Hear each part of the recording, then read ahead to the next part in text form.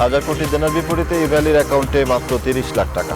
রাসেল ও নাসরিন 3 দিনের রিমান্ডে, গ্রাহক স্বার্থ রক্ষার আহ্বান টিআইবির। টেকসই ভবিষ্যৎ নিশ্চিতে প্রধান অর্থনীতির দেশগুলোর ভূমিকা চান প্রধানমন্ত্রী। জাতিসংঘ অধিবেশনে যোগ দিতে ফিনল্যান্ডে যাত্রাবিরতি। জেলেপল্লী মহেশখালীতে বিশ্বের 14 দেশের 7,000 শ্রমিকের কর্মযোগ্য। আসছে 1200 মেগাওয়াটের বিদ্যুৎ কেন্দ্র, কমবে কুইক রেন্টাল নির্ভরতা। স্থানীয় সরকার নির্বাচন নিয়ে কঠোর আওয়ামী লীগ, বিদ্রোহী হলেই বহিষ্কার। বিএনপির ধারাবাহিক বৈঠকে নির্দলীয় সরকার আন্দোলনের দাবি। দেশে করোনা আক্রান্ত হয়ে আরও 38 জনের মৃত্যু হয়েছে, শনাক্ত হার 6-এর উপরেই। রাজধানীর হাসপাতালে বাড়ছে ডেঙ্গু আক্রান্ত শিশুর সংখ্যা। পারিবারিক আইনের পরিবর্তন চায় না হিন্দু মহাজোট, মাহফুজ আনাম ও শাহিন আনামের পুষ্পোত্তরিকা দাহ আইনের আওতায় আনার দাবি। জাতীয় ফুটবল দলের দায়িত্বে Bashundhara Kings coach Oscar Bruzon, Jamie ডেকে 2 মাসের অব্যাহতি। সিলেটে হোয়াইট ওয়াশ এড়ালো আফগান যুবারা।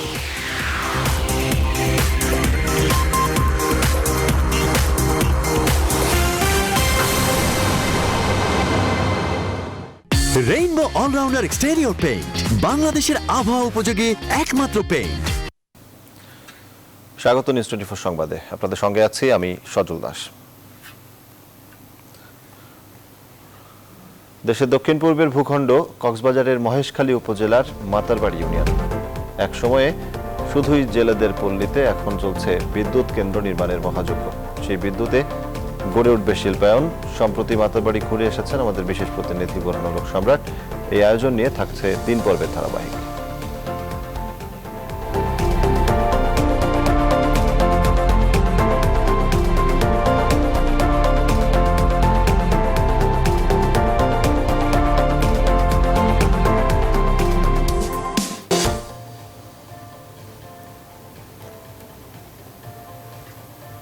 এবার বিস্তারিত। বুকে ব্যথা অনুভব করায় ইভ্যালির সিইও মোহাম্মদ রাসেলকে চিকিৎসার জন্য হাসপাতালে নেওয়া হয়েছে। এর আগে রাসেল ও তার স্ত্রী ইভ্যালি চেয়ারম্যান নাসরিনকে 3 দিনের রিমান্ডে পাঠান আদালত। 1000 কোটি টাকা দেনার বিপরীতে বিভিন্ন অ্যাকাউন্টে মাত্র 30 লাখ টাকার সন্ধান পায় র্যাব। শুক্রবার দুপুরে সদর দপ্তরে আনুষ্ঠানিক ব্রিফিংয়ে র্যাব জানায়, দায় মেটাতে ব্যর্থ হলে দেউলিয়া ঘোষণার পরিকল্পনা ছিল রাসেলের। গ্রাহকের বিপুল অঙ্কের টাকা কিভাবে ফেরত দেয়া হবে এমন প্রশ্নের কোনো সদুত্তর দিতে পারেনি রাসেল। বিস্তারিত মুখ খন্দকারের রিপোর্টে। ইভ্যালি কিনলেই অর্থ ফেরতের অস্বাভাবিক ক্যাশব্যাক অফার দিয়ে ব্যবসা করে আসছিল বাংলাদেশি ডিজিটাল বাণিজ্যিক এই প্রতিষ্ঠান। অনুসন্ধান বলছে 1 কোটি টাকা দিয়ে ব্যবসা শুরু করেন ইভ্যালি রাসেল। তিনি আলিবাবা সহ বিভিন্ন চাইনিজ অনলাইন শপকেও তার ফাঁদে ফেলতে চেয়েছেন। জানা গেছে, এখনও নগদ বিকাশ সহ বিভিন্ন মোবাইল ব্যাংকিং এর গ্রাহকদের প্রায় 30 কোটি টাকা আটকে আছে। ইভ্যালির সিও রাসেল ও চেয়ারম্যান নাসরিনকে গ্রেফতারের পরই নেওয়া হয় র্যাব সদর দপ্তরে। প্রাথমিক জিজ্ঞাসাবাদে পাওয়া তথ্য নিয়ে শুক্রবার দুপুরে আনুষ্ঠানিক ব্রিফিং করেন RAB legal and media wing পরিচালক। জানান, জেনে শুনেই প্রতারণামূলক ব্যবসায়িক কৌশল নেয় রাসেল। যে কোনো কোম্পানি প্রতিষ্ঠিত হওয়ার জন্য তাদের কিছু মার্কেটিং পলিসি থাকে। তিনি চেয়েছেন ইভ্যালিকে দক্ষিণ এশিয়াতে এক নামে সবাই চিনবে। উনি একটি মার্কেট ভ্যালু তৈরি করতে চেয়েছেন। র্যাব জানায়, প্রাথমিক তদন্তে ইভ্যালির 1000 কোটি টাকার দায় দেনার বিপরীতে বিভিন্ন অ্যাকাউন্টে 30 থেকে 35 লাখ টাকার সন্ধান পাওয়া গেছে। নিজের যে সম্পদ, নিজের যে বিভিন্ন গ্রাহকদের টাকা, এইটা বর্তমান অবস্থায় উনি যে লায়াবিলিটিস ফেরত দিতে পারবেন, এইটার ব্যাপারে তিনি সন্দিহান ছিলেন। রাসেল জানিয়েছে, বিদেশি কোম্পানির সাথে বিক্রি কিংবা শেয়ার বাজারে প্রবেশের পরিকল্পনা ছিল তার। আর দায় না মেটাতে পারলে কোম্পানি দেউলিয়া ঘোষণার পরিকল্পনাও ছিল তার। তিনি পরিকল্পিতভাবে এই ব্যবসা করে আসছিলেন। এই ব্যবসাটি একটি পরিবার নিয়ন্ত্রিত ব্যবসায়িক প্রতিষ্ঠান ছিল। প্রতিষ্ঠানের গঠনতন্ত্রে স্বচ্ছতা ছিল না। প্রায় 44 লাখ গ্রাহকের পাওনা পরিশোধ কিভাবে হবে, র্যাব এমন প্রশ্নের কোনো সদুত্তর পাননি রাসেলের মুখে। এদিকে শুক্রবার দুপুরে রাসেল ও তার স্ত্রী নাসরিনকে আদালতে নেওয়া হয়েছে। পরে আদালত রাসেল এবং নাসরিনের 3 দিন রিমান্ড মঞ্জুর করেছে। 3 দিনের পুলিশ রিমান্ড মঞ্জুর করেছে। এখন পুলিশ তদন্ত করছে, তদন্ত সবকিছু বেরিয়ে আসবে। ওনাদেরকে যত শীঘ্র মুক্তি দিলে যে পাওনাগুলা গ্রাহকরা পাবে সেটা দ্রুত সমন্বয় করতে সক্ষম হবে। মৌ খন্দকার, নিউজ 24, ঢাকা। যশোরের 16,000 গ্রাহকের 300 কোটি টাকা এহসান গ্রুপের পকেটে। ভুক্তভোগীদের অভিযোগ, মাসে 1,16,000 টাকা মুনাফার প্রতিশ্রুতি দিয়ে টাকা জমা নেওয়া হয়। প্রচারণা চালান বিভিন্ন মসজিদের ইমাম ও মুয়াজ্জিনরা। সাধারণ মানুষ সরল বিশ্বাসে তাদের গচ্ছিত কারি কারি টাকা ব্যবসায় লগ্নি করে, আর লভ্যাংশ ও বিনিয়োগের টাকা ফেরত না পেয়ে দিশেহারা হয়ে পড়েছেন তারা। রিপন হোসেনের তথ্যচিত্রে ডেস্ক রিপোর্ট। অসহায় বিছানায় পড়ে আছে, পায়ে গ্যাংগ্রিন। যশোর শহরের মিশন পাড়ার আফসার ছিলেন এয়ারফোর্সের ক্লার্ক। পেনশনের পাওয়া 12,50,000 টাকা 2011 সালের শেষের দিকে লগ্নি করেছিলেন এহসান এসে। 2 বছর মুনাফা পেলেও তারপরই বন্ধ হয়ে যায়। এরপর অনেক ঘুরেও লভ্যাংশ ও বিনিয়োগের টাকা আর ফেরত পাননি।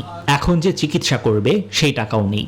এখানে চেয়ারম্যান সাহেব আমাদেরকে তবা মতন পড়িয়েছে যে আমি যদি তাদের কাছে টাকা পয়সাগুলো রাখি তাহলে ওদের সব কিছু থেকে আমি ভালো থাকবো। শুধু আফসার উদ্দিনই নন, তার মতো 16,000 গ্রাহক জমি বিক্রি, পেনশনের টাকা তুলে দিয়েছেন এহসান গ্রুপের হাতে। এখন লাভের টাকা তো দূরের কথা, আসল টাকা না পেয়ে বিপাকে পড়েছেন তারা। আপনি যে ব্যাংকে রাখছেন টাকা, ওই সম্পূর্ণ সুদ। আপনি সুদ খাচ্ছেন, আপনার ছেলে মেয়ে খাচ্ছে, বউরা খাচ্ছে। এটা আমাদের বলতো আমরা এর মুনাফা হিসাবে দেব, সুদ হবে না। আপনাদের হচ্ছে পুরোটাই হালাল পথেই আপনাদের এই টাকাটা আসবে। এহসান রিয়েল এস্টেট অ্যান্ড ডেভেলপমেন্ট লিমিটেডের চেয়ারম্যান সহ 26 জনের বিরুদ্ধে আদালতে 2টি মামলা দায়ের হয়েছে। গ্রাহকের টাকা প্রতারণার সত্যতাও পেয়েছে পিবিআই। আমাদের কাছে যেটা বর্তমানে হয়েছে, এখানে প্রায় 12-14 হাজার কোটি টাকা তারা আত্মসাৎ করে পালিয়ে গেছে। অবশ্য এহসান ইসলামী মাল্টিপারপাস কোঅপারেটিভ সোসাইটির ভাইস চেয়ারম্যান বলেছেন তাদের গ্রাহকের টাকা দ্রুত সময়ের মধ্যে পরিশোধ করে দেবেন। 5 কোটি টাকা এখনো জনগণ যেটা পাবে সেটার জন্য 22 বিঘে জমি আছে, যেটা নির্ধারণ করে জনগণের ভিতরে সুষ্ঠু বন্টন করার জন্য আমরা চেষ্টা করতেছি। দ্রুত এসব প্রতিষ্ঠানের বিরুদ্ধে ব্যবস্থা নেওয়ার দাবি ভুক্তভোগীদের। Desk report, news 24। ইভ্যালি, ই-অরেঞ্জের মতো ই-কমার্স প্রতিষ্ঠানে বিনিয়োগ করে এখন দিশা খুঁজে পাচ্ছেন না লাখ লাখ গ্রাহক। এসব ই-কমার্স প্ল্যাটফর্মের বিভিন্ন প্রলোভনে সর্বস্ব হারিয়েছেন অসংখ্য মানুষ। ইভ্যালি, ই-অরেঞ্জের মালিকরা এখন আইনের কাঠগড়ায়। সরকারের সদিচ্ছা থাকলে মালিকদের সম্পদ বাজেয়াপ্ত করা সহ বিভিন্ন প্রক্রিয়ায় গ্রাহকদের অর্থ ফেরত দেওয়া সম্ভব বলে মনে করে টিআইবি। আর আইনজীবীদের মতে প্রতিষ্ঠানের আর্থিক সক্ষমতা না থাকলে গ্রাহকদের টাকা পাওয়া কঠিন। প্লাবন রহমানের রিপোর্টে বিস্তারিত। বিভিন্ন অফারের প্রলোভন দেখিয়ে লাখ লাখ গ্রাহকের কোটি কোটি টাকা বিনিয়োগ পায় ইভ্যালি অরেঞ্জের মতো ই কমার্স প্রতিষ্ঠান। শহর থেকে গ্রাম সব জায়গায় অল্প সময়ে পৌঁছে যায় লোভনীয় বিজ্ঞাপনের মাধ্যমে। শেষমেশ ই অরেঞ্জের বিরুদ্ধে 1100 কোটি টাকা আত্মসাতের মামলা চলমান, মালিকরা কারাগারে। আর ইভ্যালির ব্যবস্থাপনা পরিচালক ও সিইও মোহাম্মদ রাসেল ও তার স্ত্রী প্রতিষ্ঠানটির চেয়ারম্যান শামিমা নাসরিনও র্যাবের হাতে গ্রেফতারের পর আইনের কাঠগড়ায়। ইভ্যালির 1000 কোটি টাকার দেনার বিপরীতে অ্যাকাউন্টে আছে মাত্র 30 লাখ। এ অবস্থায় বিপাকে দেশের লাখ লাখ ই কমার্স গ্রাহক সর্বশান্ত হবার আশঙ্কায় ঘুরছেন পথে পথে। গভর্নমেন্ট লাইসেন্স দিচ্ছে, আমার কিন্তু দেখার বিষয় না যে এটা কিভাবে কি করতেছে। আজকে 20 থেকে 30 লক্ষ গ্রাহক একটা অনিশ্চয়তার মুখে পড়ে যাচ্ছে। 5 লাখ টাকার অর্ডারের মধ্যে একটা অর্ডারও পাইনি। 12,30,000 টাকা পাই গভর্নমেন্ট, এই টাকাটা গভর্নমেন্ট আমাদেরকে দেওয়ার ব্যবস্থা করুক। শুরু থেকেই সরকারের পক্ষ থেকে এসব ই কমার্সকে উৎসাহিত করা হয়েছে বলে অভিযোগ। বাংলাদেশ ক্রিকেট দলের গর্বিত স্পন্সর ছিল ইভ্যালি। অনেকে ইভ্যালিকে নিয়ে অ্যামাজন, আলিবাবার মতো বিশ্বখ্যাত প্রতিষ্ঠান হয়ে ওঠার স্বপ্নও দেখেছিলেন। ই অরেঞ্জে আপনি যে কোনো পণ্য কিনতে পারবেন অর্ধেক মূল্যে। অনলাইন কেনাকাটায় আমার আস্থা ই অরেঞ্জ। বাণিজ্য মন্ত্রণালয়, ভোক্তা অধিকার সবার চোখের সামনে এসব ব্যবসা করে এসেছে ইভ্যালি ই অরেঞ্জ। এখনকার বাস্তবতায় কি হবে গ্রাহকদের অর্থ ফেরত পাওয়ার সম্ভাবনাই বা কতটুকু? সরকার যেটা করতে পারে, যদি ওদের কোনো টাকা পয়সা থাকতো কোথাও, সেগুলো হয়তো অর্গানাইজ করে, কিন্তু সেরকম টাকা তো তাদের নাই। হ্যাঁ, সব মিলিয়ে সুযোগ কম। একমাত্র সুযোগ ছিল সেটা হলো ওই যদি ইনভেস্ট করে কেউ ব্যবসা বাণিজ্য করে তাদেরকে দেওয়া হয়েছে, ওই সুযোগটা ছিল, কিন্তু এখন সেই সুযোগটা কম। যে অর্থ সম্পদে তারা অবৈধভাবে মালিক হয়েছেন সেটা বাজেয়াপ্ত করতে হবে এবং যথাযথ আইনি প্রক্রিয়ার মাধ্যমে বাজেয়াপ্ত অর্থকৃত অর্থের উপর জরিমানা আদায় করতে হবে। তার উপর নির্ভর করে যথাযথ প্রক্রিয়ায় পর্যায়ক্রমে যারা প্রতারিত হয়েছেন গ্রাহকরা, তাদেরকে তাদের ন্যায্য পাওনা ফেরত দেওয়া সম্ভব বলে আমরা মনে করি। এর আগে ডেস্টিনি যুবক সহ অনেক প্রতারণামূলক ব্যবসার সাক্ষী দেশের লাখ লাখ গ্রাহক। এবার অন্তত এসব ব্যবসার স্থায়ী সমাধান চান ভুক্তভোগীরা। প্লাবন রহমান, নিউজ 24, ঢাকা। প্রধানমন্ত্রী শেখ হাসিনা আগামী প্রজন্মের জন্য টেকসই ভবিষ্যৎ নিশ্চিত করতে অংশীদারিত্বের ভিত্তিতে সব অংশীজনের সঙ্গে কাজ করার জন্য বিশ্বের প্রধান অর্থনীতির দেশগুলোর প্রতি আহ্বান জানিয়েছেন। ওয়াশিংটন ডিসিতে মার্কিন প্রেসিডেন্ট জো বাইডেনের ডাকা major economic forum on energy and climate শীর্ষক উচ্চ পর্যায়ের অনুষ্ঠানের পূর্বে ধারণ করা ভাষণে প্রধানমন্ত্রী এসব কথা বলেন। ফোরামের বিবেচনার জন্য 6 দফা প্রস্তাবও রাখেন বাংলাদেশ সরকার প্রধান। is one of the most climate vulnerable countries. In addition to sea level rise, increase in salinity, river erosion, floods, droughts, we are also facing serious climate impact because of 1.1 million forcefully displaced Myanmar nationals, commonly known as Rohingya. Major economies have to work with all stakeholders globally in partnership for ensuring a sustainable future for the next generation. সংঘ সাধারণ পরিষদের অধিবেশনে যোগ দিতে new York যাওয়ার পথে যাত্রাবিরতি হিসেবে Finland পৌঁছেছেন প্রধানমন্ত্রী শেখ হাসিনা। শুক্রবার স্থানীয় সময় বিকেল 3:30টার দিকে হেলসিঙ্কি ভান্তা আন্তর্জাতিক বিমানবন্দরে পৌঁছান তিনি। ফিনল্যান্ডে বাংলাদেশের রাষ্ট্রদূত নজরুল ইসলাম বিমানবন্দরে প্রধানমন্ত্রী শেখ হাসিনাকে অভ্যর্থনা জানান। হেলসিঙ্কিতে বিমানবন্দরের আনুষ্ঠানিকতা শেষে শেখ হাসিনা সফরকালীন আবাসস্থল হেলসিঙ্কির হোটেল ক্যাম্পে যান। দুদিনের যাত্রাবিরতি শেষে রোববার বিকেলে নিউ ইয়র্কে পৌঁছানোর কথা রয়েছে প্রধানমন্ত্রীর। এর আগে নিউ ইয়র্কে জাতিসংঘ সদর দপ্তরে আয়োজিত সাধারণ পরিষদের ৭৬তম অধিবেশনে যোগ দিতে শুক্রবার সকালে বিমান বাংলাদেশ এয়ারলাইন্সের ফ্লাইটে হযরত শাহজালাল আন্তর্জাতিক বিমানবন্দরে ছাড়েন প্রধানমন্ত্রী।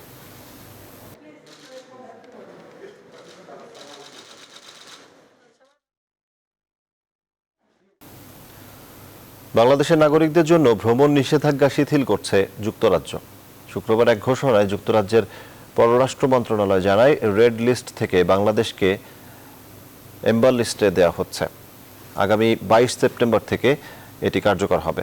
এর আগে কেউ যদি বাংলাদেশ থেকে যুক্তরাজ্যে সফর করে তবে রেড লিস্ট অনুযায়ী সাবধানতা অবলম্বন করতে হবে। এর আগে করোনা সংক্রমণ বাড়তে থাকায় গেল 2 এপ্রিল বাংলাদেশ থেকে ভ্রমণের নিষেধাজ্ঞা দেয় যুক্তরাজ্য।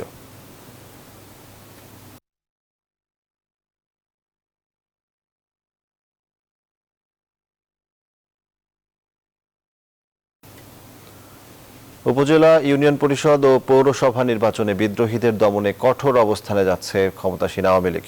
দলের পরিষ্কার নির্দেশনা, একবার বিদ্রোহী প্রার্থী হলে জীবনে আর কখনোই নৌকার মনোনয়ন পাবেন না, থাকবে না দলের কোনো পদে আসার সুযোগও। নিউজ 24কে দেওয়া বিশেষ সাক্ষাৎকারে এমন কথা জানিয়েছেন দলটির কেন্দ্রীয় নেতারা। তৌফিক মোহাম্মদ মুন্নার রিপোর্ট। 2009 সাল থেকে টানা 3 মেয়াদে ক্ষমতায় আওয়ামী লীগ। 3 মেয়াদে অনুষ্ঠিত হয়েছে স্থানীয় পর্যায়ের অনেক নির্বাচন। পাল্লা দিয়ে বেড়েছে বিদ্রোহী প্রার্থীর সংখ্যা। সাময়িক বহিষ্কার সহ নানা ঘোষণা আসলেও কমেনি দলের ভিতরে বিদ্রোহী প্রার্থী হওয়ার প্রবণতা। চলতি মাসের 20 তারিখ অনুষ্ঠিত হবে 161 ইউনিয়ন পরিষদ নির্বাচন। এই নির্বাচনেও বিদ্রোহী প্রার্থীদের ছড়াছড়ি। ইউনিয়নের পাশাপাশি উপজেলা আওয়ামী লীগের সভাপতি সাধারণ সম্পাদকও আছেন বিদ্রোহীদের তালিকায়। তবে অন্যবারের চেয়ে এবার দলের অবস্থান অত্যন্ত কঠিন। এই সেদিনও যে আমরা মনোনয়ন বোর্ডে বসলাম, সেখানে বেশ কিছু নমিনেশন চেয়েছে এমন ব্যক্তিরা যারা অতীতে বিদ্রোহী হয়েছিল, তাদের কাউকে আমরা আলোচনাতে আনি। দলীয় সিদ্ধান্ত অমান্য করে যারা দলীয় মনোনীত প্রার্থীর বিরুদ্ধে নির্বাচনের বিদ্রোহী প্রার্থী হিসেবে অংশ নিচ্ছে তাদের দল থেকে অব্যাহতি দেওয়া এবং তাদের বিরুদ্ধে চূড়ান্ত শাস্তি কেন দেওয়া হবে না সেই মর্মে শোকজ করা।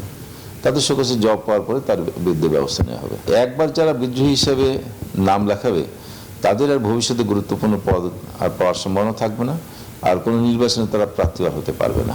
কমিটি গঠনের ক্ষেত্রেও দেওয়া হয়েছে নির্দেশনা, কোনো বিতর্কিত এবং অনুপ্রবেশকারী যেন কমিটিতে না থাকে সেই ব্যাপারে জিরো টলারেন্স আওয়ামী লীগ।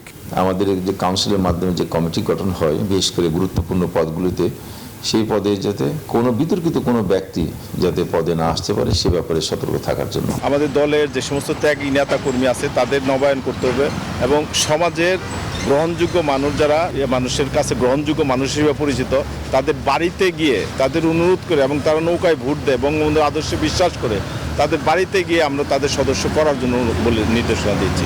গেল 9 সেপ্টেম্বর দলের ওয়ার্কিং কমিটির সভায় দলের শৃঙ্খলা বজায় রাখার জন্য কঠোর নির্দেশনা দেন দলীয় সভানেত্রী শেখ হাসিনা। ধারণ করে আবার প্রচার করে। তৌফিক মাহমুদ মুন্না, নিউজ 24, ঢাকা। বর্তমানে শিক্ষক নিয়োগে যোগ্যতা নয় বরং তদবির প্রাধান্য পাচ্ছে, এমন অভিযোগ করেছেন আওয়ামী লীগ সাধারণ সম্পাদক ওবায়দুল কাদের। আর শিক্ষামন্ত্রী ডাক্তার দীপু মনি বলছেন, বর্তমানের অনেকেই ঘটনাচক্রে শিক্ষক হয়েছেন। শিক্ষা দিবস উপলক্ষে আয়োজিত সেমিনারে এসব বলেন তারা। তৌফিক মুন্নার আরেকটি রিপোর্ট। শুক্রবার সকালে শিক্ষা দিবস উপলক্ষে বঙ্গবন্ধু এভিনিউতে আওয়ামী লীগের কেন্দ্রীয় কার্যালয়ে সেমিনারের আয়োজন করে আওয়ামী লীগের শিক্ষা ও মানব সম্পদ উপকমিটি। সবাই শিক্ষামন্ত্রী দীপু মনি এবং ভার্চুয়ালি প্রধান অতিথি হিসেবে উপস্থিত ছিলেন আওয়ামী লীগের সাধারণ সম্পাদক ওবায়দুল কাদের। বিশেষ অতিথির বক্তব্যে শিক্ষামন্ত্রী বলেন, পরীক্ষা ও সনদে শিক্ষা পদ্ধতি আটকে ছিল, তাই পরিবর্তন আনা হয়েছে। প্রয়োজন প্রশিক্ষিত শিক্ষক। আমাদের দেশের শিক্ষকদের মধ্যে একটি বড় অংশ বর্তমানে তারা ঘটনাচক্রে শিক্ষক। অন্য কোনো পেশায় অনেকেই যেতে পারেননি, শিক্ষকতা কোনোদিন তারা চাননি। যিনি শিক্ষকতা পেশায় আসবেন তিনি তার জীবনের লক্ষ্যই হবে শিক্ষকতা পেশা। প্রধান অতিথির বক্তব্যে শিক্ষক নিয়োগ নিয়ে ক্ষোভ প্রকাশ করেন ওবায়দুল কাদের। দেশের বিশ্ববিদ্যালয়ের মান নিয়েও ক্ষোভ প্রকাশ করেন তিনি। শিক্ষক নিয়োগের ব্যাপারে আজকে কোথাও কোথাও খুবই বাজে দৃষ্টান্ত স্থাপিত হচ্ছে। এখানে তদবির কে কত প্রভাবশালী তদবির সেটার উপরে নিয়োগ হয়। সেপ্টেম্বরের শেষ নাগাদ বিশ্ববিদ্যালয়ের হলগুলো খুলে যাবে বলে আশাবাদ ব্যক্ত করেন তিনি। এই যে পলিটিক্যাল রুম থাকার যে একটা অলিখিত নিয়ম চালু রয়েছে অছাত্রদের পুনর্বাসনের জন্য, গেল 10 বছরে শুধু প্রাইমারিতে নিয়োগ হয়েছে 1,79,000 শিক্ষক, আর মাধ্যমিকে 10,500 জন বর্তমানে কর্মরত রয়েছেন, আর 2150 জন পদায়নের অপেক্ষায় রয়েছেন। তৌফিক মাহমুদ মুন্না, নিউজ 24, ঢাকা। বিএনপির 3 দিনব্যাপী সিরিজ বৈঠকে বেশিরভাগ নেতাই দ্বাদশ সংসদ নির্বাচনকে নির্দলীয় করতে আন্দোলনের পক্ষে মত দিয়েছেন। সেই সাথে নির্বাচনী ঐক্য করার আগে একাদশ জাতীয় সংসদ নির্বাচনের অভিজ্ঞতাকে কাজে লাগিয়ে বুঝে শুনে জোট গঠনের কথাই বলেছেন তারা। সাংগঠনিক ও রাজনৈতিক দিকগুলো তুলে ধরে দলের শীর্ষ নেতাদের ওপর ক্ষোভ প্রকাশ করেছেন বিএনপির ভাইস চেয়ারম্যান ও উপদেষ্টা কাউন্সিলের সদস্যরা। আরও জানাচ্ছেন মারুফা রহমান। আগামী দিনের রাজনৈতিক কর্মপরিকল্পনা ঠিক করতে 3 দিনের ধারাবাহিক বৈঠক শেষ করেছে বিএনপি। এতে দলের ভাইস চেয়ারম্যান, উপদেষ্টা কাউন্সিলের সদস্য, সম্পাদক মণ্ডলী এবং অঙ্গ সংগঠনের নেতারা মত দিয়েছে দলের হাইকমান্ডকে। বেশিরভাগ নেতাই দলের স্থবিরতা ভেঙে যেতে চায় রাজপথের আন্দোলনে। আমরা প্রস্তুতি নিচ্ছি, আন্দোলন সংগ্রাম, দেশের রক্ষা আন্দোলন, দেশকে রক্ষার আন্দোলন হবে ইনশাআল্লাহ। নির্দলীয় নিরপেক্ষ সরকার গঠনের লক্ষ্যে এবং জনগণ যাতে তারা তাদের পছন্দের নেতাকে ভোট দিতে পারে এবং ভোট কেন্দ্রে যেতে পারে। তবে বিগত নির্বাচন সহ সিনিয়রদের নানা ভুল সিদ্ধান্তের কড়া সমালোচনা করেছে মধ্যসারির নেতারা। নিষ্ক্রিয়দের তালিকা করে সক্রিয়দের নেতৃত্বে আনার দাবিও তাদের। এই অবস্থা চলতে দেওয়া যায় না। এখান থেকে উত্তরণের জন্য, গণতন্ত্রের মুক্তির জন্য, আমাদের নেত্রী দেশনেত্রী বেগম খালেদা জিয়ার মুক্তির জন্য আমরা কিভাবে এগোতে পারি, কি কর্ম পরিকল্পনা গ্রহণ করতে পারি, কি রোড ম্যাপ দিতে পারি, সেগুলি নিয়ে বিস্তারিত আলোচনা হবে। অঙ্গ সংগঠনের নেতারা সভায় জাতীয় ঐক্য ফ্রন্ট গঠনের সমালোচনা করেন এবং কেন্দ্রীয় অনেক নেতাকে আন্দোলন সংগ্রামে পাশে পাওয়া যায় না বলে হাইকমান্ডের কাছে অভিযোগ জানান। নির্বাচন এবং আন্দোলনকে সমন্বয় করে জনগণের ভোটের অধিকার আমরা কিভাবে আদায় করব, সমস্ত বিষয়গুলো নিয়েই আলাপ হবে। সিরিজ বৈঠক শেষে দলের মহাসচিব জানান, এখনো কিছু কার্যনির্বাহী সদস্য, জেলা পর্যায়ের সভাপতি, সাধারণ সম্পাদক এবং পেশাজীবীদের নিয়ে বৈঠক করার কথা আছে দলের। এরপরই ধাপে ধাপে আন্দোলনের দিকে এগোবে বিএনপি। মারুফা রহমান, নিউজ 24, ঢাকা। দেশের দ্বিতীয় বৃহত্তম বিনিয়োগ ক্ষেত্র মহেশখালীতে চলছে 1200 মেগাওয়াট বিদ্যুৎ উৎপাদনের কর্মযজ্ঞ, যাতে অংশ নিয়েছেন বিশ্বের 14 দেশের 5.5 শতাধিক প্রবাসী শ্রমিক। আর এসবই ঘটছে একসময় শুধু জেলেদের দ্বীপ বলে পরিচিত সমুদ্র পাড়ের মাতারবাড়িতে দেশের দক্ষিণ পূর্বের সেই প্রান্ত সীমা ঘুরে এসে জানাচ্ছেন বোরহানুর হক সম্রাট। ক্যামেরা ছিলেন হায়দার আলী। পাখির চোখে আগে দেখা কক্সবাজার জেলার মহেশখালী আর আগের মতো নেই। খুব প্রয়োজন না হলে যে পথ মারাতো না কেউ, সেই উত্তাল মহেশখালী চ্যানেল এখন এমন ব্যস্ত। সরকারের 10 মেগা প্রকল্পের দ্বিতীয় সর্বোচ্চ বরাদ্দের এই মাতারবাড়ি প্রস্তুত হচ্ছে প্রযুক্তির সবশেষ স্পর্শ নিয়ে। এত বড় একটা প্রজেক্টে যদি আমি ফিজিক্যালি থাকি একজন ইঞ্জিনিয়ার হিসেবে আমার জ্ঞানের প্র্যাকটিস হচ্ছে, ম্যান পাওয়ার ডেভেলপমেন্ট হচ্ছে। আগে আমাদের এখানে লবণের চাষ করতো আপনার, এখন তো ধরেন সবাই অনেক চাকরিজীবী হয়ে গেছে, এখন স্বাবলম্বী। গভীর সমুদ্র বন্দরের খরচ যোগ হয়ে মাতারবাড়ি প্রকল্পের বাজেট আগের 35,900 কোটির বদলে এখন 52,000 কোটি টাকায় ঠেকতে যাচ্ছে, যা পদ্মা সেতু ও মেট্রো রেল প্রকল্পের মিলিত বাজেটের সমান। অলরেডি আমরা 14.3 কিলোমিটার চ্যানেল তৈরি করে ফেলেছি, যেটার গভীরতা 18.5 এবং উইডথ হচ্ছে 250 মিটার। ইতিমধ্যেই এখানে মাদার ভেসেল আসা শুরু করেছে। পোর্ট ওয়ার্কসের কারণে আমার এইগুলো বেড়েছে। মাতারবাড়ির বেজলোড কেন্দ্রের বিদ্যুৎ মূল গ্রিডে যোগ হলে তেলভিত্তিক কুইক রেন্টাল বিদ্যুৎ কেন্দ্রগুলোর উপর নির্ভরতা কমে আসবে। ওখানে টোটাল প্রজেক্টে হবে 800টা প্রজেক্ট, তার মধ্যে 31টা প্রজেক্টই আমাদের মন্ত্রণালয়। ডিপসিতে যেসব জিনিসগুলো অ্যাডভান্টেজ নেওয়া দরকার, প্রাইসিং এর ব্যাপারে, যেমন ওখানে যদি এলএনজি পোর্ট হয়ে যায় তাহলে এলএনজির ক্ষেত্রে আমাদের খরচ কমে আসবে। 2024 সালের জানুয়ারিতে প্রথম 600 এবং জুলাইয়ের মধ্যেই দ্বিতীয় 600 ইউনিটের কাজ শেষ করার লক্ষ্যমাত্রা নির্ধারণ করা হয়েছে। দেশের উৎপাদিত মোট বিদ্যুতের এখনও শতকরা 30% আসছে তেল থেকেই। চড়া মূল্যে কেনা সেই তেলের উপর নির্ভরতা কাটাতেই তৈরি হচ্ছে মাতারবাড়ির এই বিপুল আল্ট্রা সুপার ক্রিটিক্যাল কোল বেসড বিদ্যুৎ কেন্দ্র। তবে একই সাথে এই বিদ্যুৎ কেন্দ্রের খরচ ঠিক কোথায় গিয়ে ঠেকছে তার দিকেও নজর রাখছেন সবাই। বোরহানুল হক সম্রাট, নিউজ 24, মহেশখালী, কক্সবাজার। বেনাপোলে ভারত বাংলাদেশ নোম্যান্সল্যান্ডে উদ্বোধন করা হয়েছে নতুন একটি প্যাসেঞ্জার টার্মিনাল। দুই দেশের পাসপোর্টধারীরাই এখন থেকে এই টার্মিনালের সুবিধা পাবে। বিস্তারিত ডেস্ক রিপোর্টে। শুক্রবার দুপুরে যশোরের বেনাপোল সীমান্তের নোম্যান্সল্যান্ডে আয়োজন করা হয় জাঁকজমকপূর্ণ এক অনুষ্ঠান। যোগ দেন দুই দেশের দুই প্রতিমন্ত্রী সহ উভয় দেশের সরকারি কর্মকর্তারা। উদ্বোধন করা হয় প্যাসেঞ্জার টার্মিনাল ভবন। বাংলাদেশের নৌ পরিবহন প্রতিমন্ত্রী খালিদ মাহমুদ চৌধুরী বলেন, স্বাধীনতা যুদ্ধে ভারতের অবদান আজীবন স্মরণ করবে বাংলাদেশ। পেট্রাপোলের আজকে উদ্বোধন হলো, আমাদের যদি সেই ধরনের ফ্যাসিলিটিস আমরা ওইখানেও দিতে পারি, বা আমাদের যাত্রীদের সার্বিক নিরাপত্তার ব্যাপার আছে, আমাদের কার্গোর নিরাপত্তা, সেই ফ্যাসিলিটিসগুলো যখন আমাদের পুরো মার্কে চলে যাবে তখন আমরা 24 আওয়ার্স চলবে। ভারতের স্বরাষ্ট্র প্রতিমন্ত্রী নিত্যানন্দ রায় জানান, নতুন এই টার্মিনাল ভবন স্থলপথের যাত্রীদের বিমানবন্দরের সুবিধা দেবে। भारत और बांग्लादेश एक मित्र देश की तरह ही नहीं है, भाई की तरह है, और एक दूसरे के मित्र देश तो हैं ही, साथ ही एक दूसरे के सुख और दुख की चिंता करने वाला दोनों देश है। বাংলাদেশের সঙ্গে নতুন নতুন পোর্ট স্থাপন করে দুই দেশের বাণিজ্য আরও বাড়ানোর আশ্বাস দেন ভারতীয় কর্তৃপক্ষ। Desk report, news 24।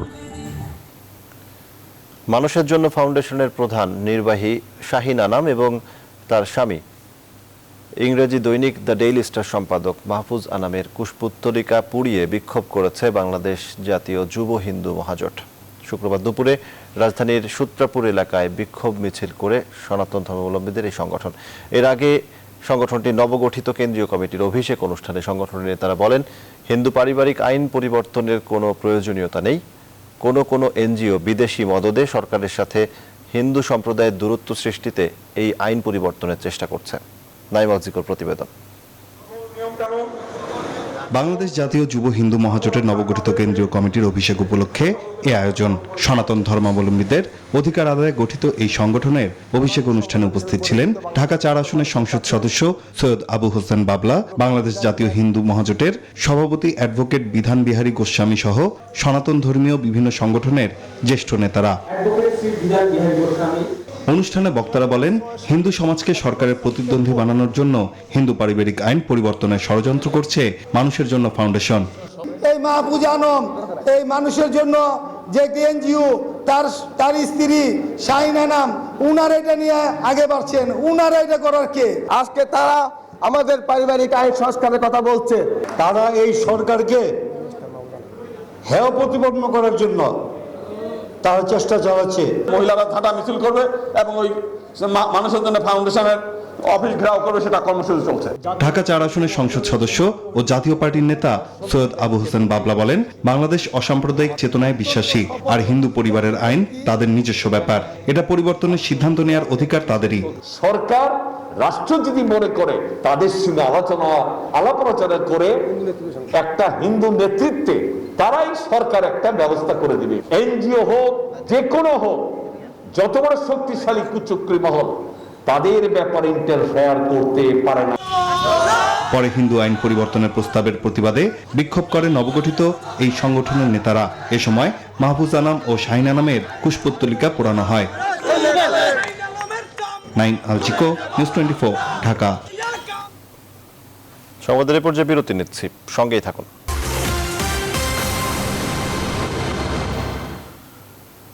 আবার স্বাগত নিউজ 24 সংবাদে। চন্দ্রিমা উদ্যানে জিয়াউর রহমানের লাশ থাকার কোনো প্রমাণ কোথাও নেই বলে মন্তব্য করেছেন তথ্য সম্প্রচার মন্ত্রী ডক্টর হাসান মাহমুদ। শুক্রবার নিজ বাসভবনে কথা বলেন তিনি। প্রধানমন্ত্রীর দেওয়া বক্তব্য সম্পর্কে ডক্টর হাসান মাহমুদ বলেন, প্রধানমন্ত্রী যথার্থই বলেছেন, জিয়ার লাশ কেউ দেখেননি। লাশ ছিল এমন কোনো তথ্য প্রমাণ ছবি কোথাও নাই।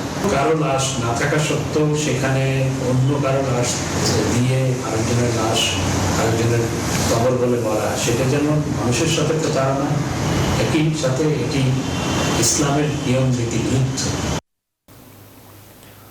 কক্সবাজার জেলার চকরিয়া পৌরসভা নির্বাচনে আওয়ামী লীগ মনোনীত মেয়র প্রার্থী আলমগীর চৌধুরীর নির্বাচনী জনসভা অনুষ্ঠিত হয়েছে।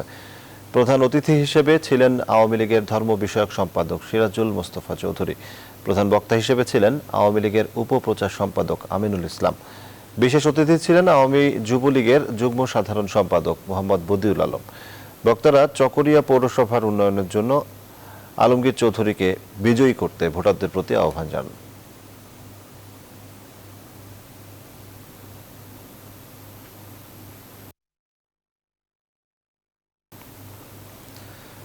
নোয়াখালীর সোনাইমুড়ি উপজেলায় জমে থাকা বৃষ্টির পানিতে পড়ে থাকা বৈদ্যুতিক তারে বিদ্যুৎ স্পৃষ্ট হয়ে 4 জনের মৃত্যু হয়েছে। উপজেলার বজরা ইউনিয়নের শিলমুদ গ্রামে আব্দুর রহিম সুপারমার্কেটের সামনে বিদ্যুতের তার ছিঁড়ে গায়ে পড়ে শুক্রবার সন্ধ্যা 6টার দিকে এই ঘটনা ঘটে। নিহতরা হলেন ওই মার্কেটের মালিক আব্দুর রহিম, মোহাম্মদ ইউসুফ, মোহাম্মদ সুমন ও মোহাম্মদ জুয়েল। বজরা ইউনিয়ন পরিষদের চেয়ারম্যান মিরন আর রশিদ বিষয়টি গণমাধ্যমকে নিশ্চিত করেছেন।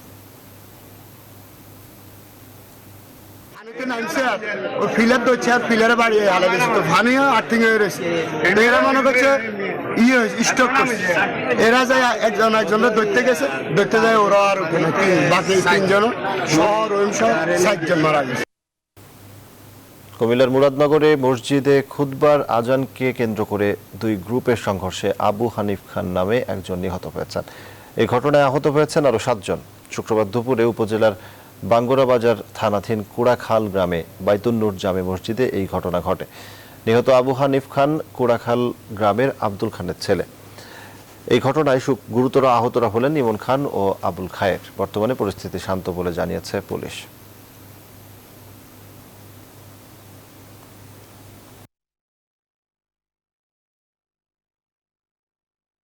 এবারে করোনা আপডেট।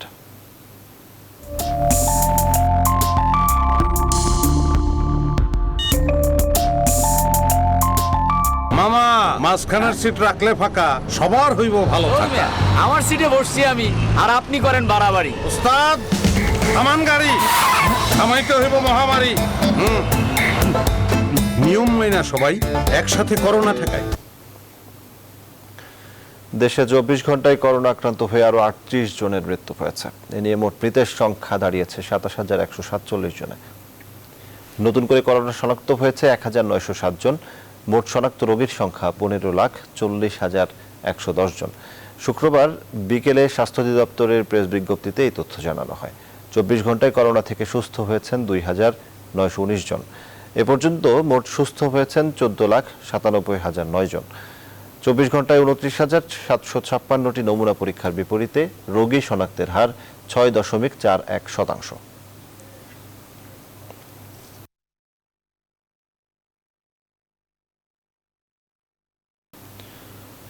রাজধানীর বিভিন্ন হাসপাতালে বাড়ছে ডেঙ্গুতে আক্রান্ত শিশুদের সংখ্যা, যাদের বেশিরভাগই শিক্ষার্থী। গেল 24 ঘন্টায় সারা দেশে রোগীর সংখ্যা বেড়েছে আরও 163 জন। কীটতত্ত্ববিদরা বলছেন, সচেতনতার অভাবে বাড়ছে এডিস মশাবাহিত এই ভাইরাস জ্বরের প্রাদুর্ভাব। আর চিকিৎসকদের ভাষ্যে এই রোগ প্রতিকারের থেকে প্রতিরোধ করাটা বেশি জরুরি। বিস্তারিত জানাচ্ছেন সুকন্যা আমির। দীর্ঘদিন পর খুলেছে স্কুল গণ্ডি, কিন্তু তার আনন্দ বন্ধুদের সাথে ভাগ করে নিতে পারেনি মাহিন। কারণ কয়েকদিন ধরে হাসপাতালেই কাটছে তার প্রতিটি প্রহর। ডেঙ্গু আক্রান্ত হয়ে গেল 4 দিন ধরে রাজধানীর সোহরাওয়ার্দী হাসপাতালে ভর্তি রয়েছে সে। আমি স্কুলে যেতে চাই, কিন্তু এখন এই মাথা ব্যথা, পেট ব্যথা। ওর তো মনে চায় যে স্কুলে যায়, সবার সাথে খেলাধুলো করুক, পড়াশোনা করুক, কিন্তু ও তো এখন এই ডেঙ্গুর কারণে যাইতে পারতেছে না। মাহিনের মতো অনেক শিক্ষার্থীরই এখন এমন অবস্থা। প্লাটিনাম ছিল আপনার 93,000 সর্বনিম্ন। ব্যথা ছিল, মাথা ব্যথা ছিল, বমি আইছিল, কিছু খাইতে পারতাম না। গত কয়েক মাস ধরেই ডেঙ্গুর প্রকোপ ঊর্ধ্বমুখী, আর আক্রান্তের বেশিরভাগই শিশু। কীটতত্ত্ববিদ ডক্টর কবিরুল বাশারের মতে, সচেতনতার অভাবে বাড়ছে এডিস মশাবাহিত এই ভাইরাস জ্বরের প্রাদুর্ভাব। প্রেডিকশন মডেল অনুযায়ী দেখা যাচ্ছে সেপ্টেম্বর জুড়েই ডেঙ্গুর প্রাদুর্ভাব থাকবে, তাই সিটি কর্পোরেশনের মশক নিধন কার্যক্রমগুলো চলমান থাকতে হবে। সাথে সাথে নগরবাসীকেও তার বাড়ির আঙিনা এবং বাড়ির ভিতরটা নিশ্চিত করতে হবে যেন কোনোভাবেই এডিস মশা জন্মাতে না পারে।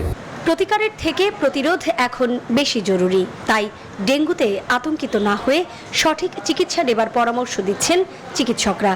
যে জ্বর দেখা দিলে প্রথমেই যদি সে আগে ডায়াগনোসড হয়ে যায় ডেঙ্গু, তাহলে চিকিৎসকের পরামর্শ থাকলে সে কিন্তু খারাপ হয় না। যারা দেরি করে এবং জানে না, হঠাৎ করে দেখা যায় শকে চলে যায় অথবা ব্লিডিং হয়, সেই সমস্ত রোগীগুলো হাসপাতালে আসলেও কিন্তু খারাপ হয়ে যায়। যেখানে যেখানে ডেঙ্গু মশা জন্মাতে পারে সেই জায়গাগুলি আমরা যদি সবাই সচেতন হই, ডেঙ্গু মশা জন্মাতে পারবে না এবং ডেঙ্গু রোগটা ছড়াতে পারবে না। স্বাস্থ্য অধিদপ্তরের তথ্য মতে চলতি বছর এখন পর্যন্ত প্রায় 15,000 রোগী ডেঙ্গুতে আক্রান্ত হয়ে হাসপাতালে ভর্তি হয়েছেন। সুকন্যা আমির, নিউজ 24, ঢাকা। এবারে ফার্স্ট সিকিউরিটি ইসলামী ব্যাংক অর্থ বাণিজ্য সংবাদ।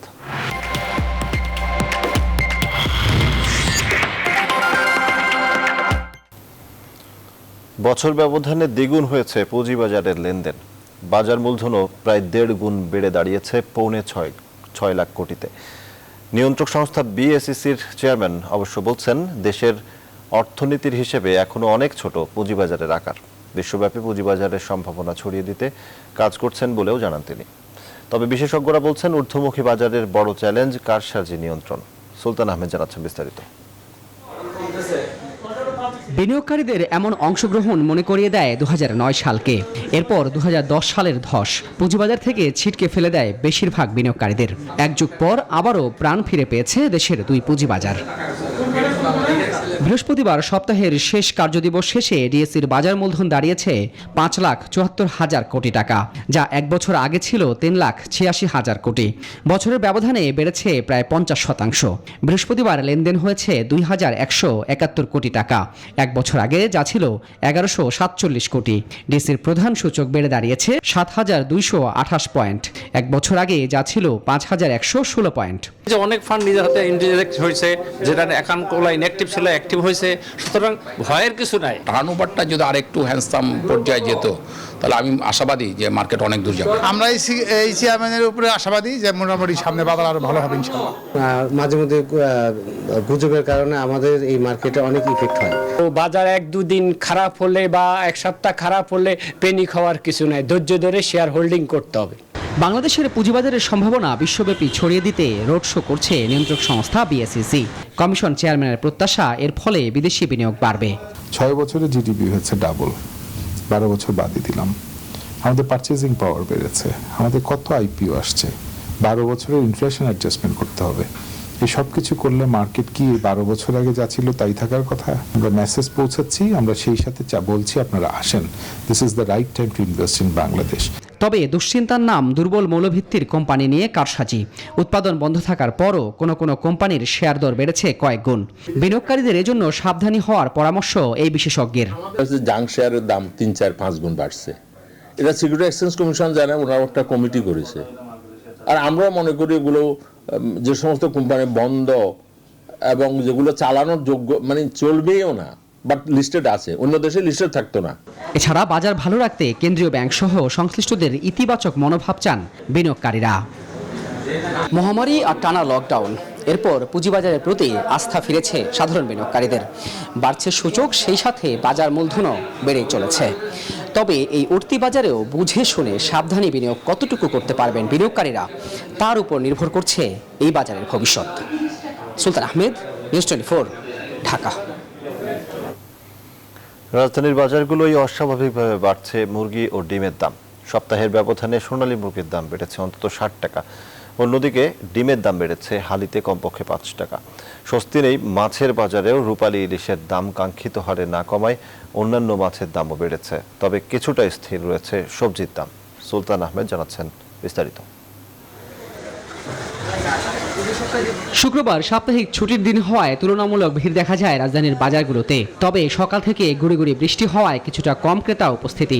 সেই প্রভাবেই যেন কিছুটা নিয়ন্ত্রণে সবজির দাম, যদিও বিক্রেতারা বলছেন বর্ষা আর বৃষ্টির প্রভাবে আমদানি কম সবজির। কারণ মাল আসতেছে মার্কেটে কম, বর্ষার কারণে বৃষ্টি হয়েছে তো মাল নষ্ট হয়ে গেছে, তারপরে মাল কম, আমদানি কম। আগে 6 মাস 1 বছরে একটা জিনিসের দাম বাড়তো, 3 বছরে বাড়তো। কোন ব্যানে একরকম, বিকেলবেলা একরকম, দুপুরবেলা একরকম। সবজির স্বস্তি অবশ্য মিলিয়ে যাবে মাছ কিনতে গেলে। কেজি আকারে রূপালী ইলিশ এখনো বিক্রি হচ্ছে 1100 টাকা কেজি দরে। পাশাপাশি বেড়েছে চিংড়ি, রুই সহ বিভিন্ন দেশি মাছের দাম। 1150 টাকা কেজি বেচতেছি, 1100 টাকা কেজি বিক্রি করতেছি। 1 কেজি সাইজ, 1 কেজি 100, 200, 300 গ্রাম এই সাইজ। আর চিংড়ি মাছ আগে দাম কম ছিল, অনেক দাম বাইরে গেছে। আমরা 700 টাকা কেজি চিংড়ি, 240 টাকা করে। আমি ধারণা করছিলাম 220 বা 200 এরকম হবে। তবে মাছের চেয়েও বেশি বেড়েছে মুরগির দাম। সোনালী মুরগি বিক্রি হচ্ছে 280 টাকা কেজি দরে। পাশাপাশি কেজিতে 20 টাকা বেড়েছে ব্রয়লার মুরগির দাম। তবে কিছুটা নিয়ন্ত্রণে রয়েছে দেশি মুরগির দাম। আগে ছিল আপনার এটা 220 টাকা কেজি সোনালী কক, এখন হয়েছে 280 টাকা কেজি। আর ব্রয়লার ছিল 130 টাকা কেজি, এখন হয়েছে 150 টাকা কেজি। মুরগির সাথে পাল্লা দিয়ে বাড়ছে ডিমের দামও। বিক্রেতাদের সেই পুরনো অজুহাত আমদানি কম। এটা তো আর একটা জায়গাতে বাড়ছে, ডিম নাই, ডিম মার্কেটে কম, এলাকায় দাম বাড়তেছে। এদিকে আমদানি বাড়লেও কমেনি চালের দাম। পর্যাপ্ত পরিমাণ আছে, তারপরে দিয়ে আপনার বাইরে গেছে প্রতি বস্তা 100 টাকা করে। তবে গরু কিংবা খাসির মাংসের দাম রয়েছে অনেকটাই অপরিবর্তিত। সুলতান আহমেদ, নিউজ 24, ঢাকা। সংবাদে আবারও বিরতি নিচ্ছে, সঙ্গেই থাকুন।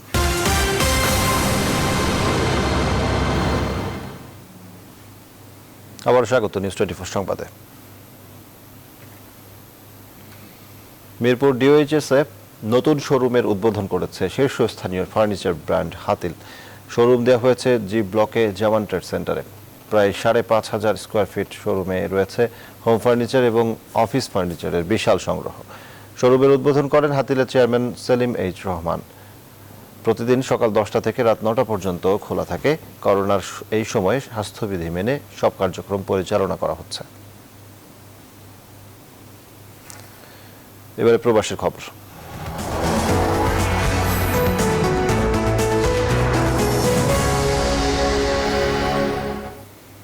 মালয়েশিয়ায় এক বাংলাদেশি প্রবাসীকে অপহরণ করে মুক্তিপণ দাবির অভিযোগে 4 বাংলাদেশি সহ একজন মালয়েশিয়ান নারী যাবজ্জীবন কারাদণ্ডাদেশের মুখোমুখি হয়েছেন। গেল 30 আগস্ট মুদির দোকানের সামনে থেকে বাংলাদেশি সোহেল রানা নামে এক যুবককে অপহরণ করে 10 লাখ টাকা মুক্তিপণ দাবি করে 5 অপহরণকারী।